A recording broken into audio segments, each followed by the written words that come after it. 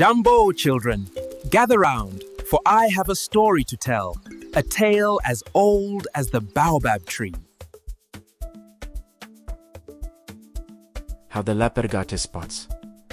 A folk tale from the Mende people of Sierra Leone. Have you ever wondered why the leopard, a creature of such power and grace, wears a coat of beautiful, intricate spots? The answer lies not in a biology textbook, but in a timeless story whispered through the hills of Sierra Leone under the baobab tree. Long, long ago, before the leopard had even a single spot, his coat was as smooth and golden as the sun setting over the savanna.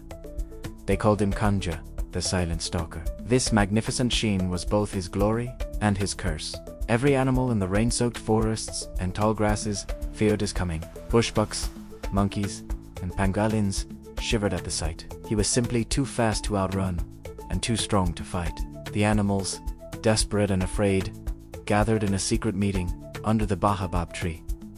"We cannot escape," they cried. "His golden coat betrays his every move. He defeats us in the daylight and in the night." Their fear of Kanja was a constant drumbeat in the heart of the jungle. Living near the edge of this very jungle was a hunter named Mara. He was a wise man, dressed in a simple lapa cloth, with protective beads of red and white cowries around his neck. Mara was not a man of cruelty. He hunted only for survival, never for sport or pride. Hearing the desperate cries of the animals carried on the wind, he spoke softly to himself.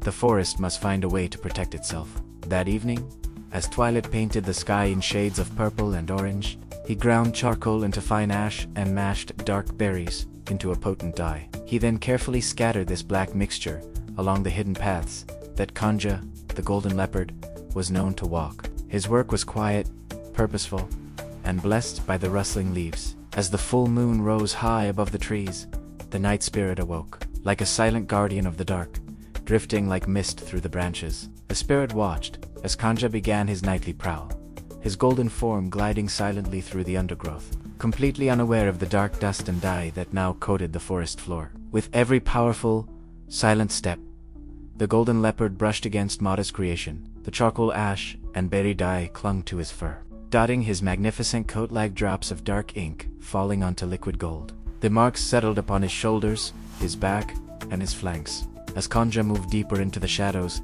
the night spirit spoke. Its voice wasn't loud, but it carried the weight of ancient winds blowing over drums. "Let the hunter no longer shine so bright," it whispered. "Let balance return to the jungle."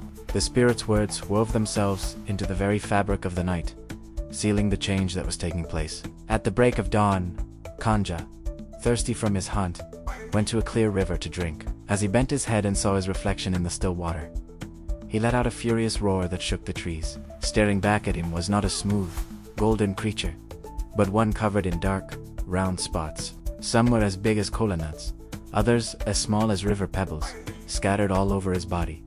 His first reaction was rage. He felt his power, his very identity, had been stolen. But then, as he began to stalk back into the tall, sun-drenched grass, something amazing happened. The animals didn't scatter, they didn't see him, making him blend perfectly with the dappled light and shadows of the bush. He had become a ghost with teeth, a phantom in the savanna. The forest, which had been filled with constant fear, fell quiet once more.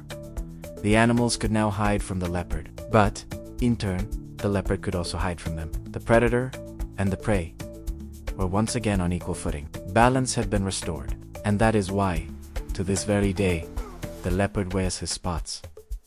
They are not just for decoration or beauty, they are a profound reminder. A reminder that even the most powerful among us must adapt and change, especially when they're unchecked.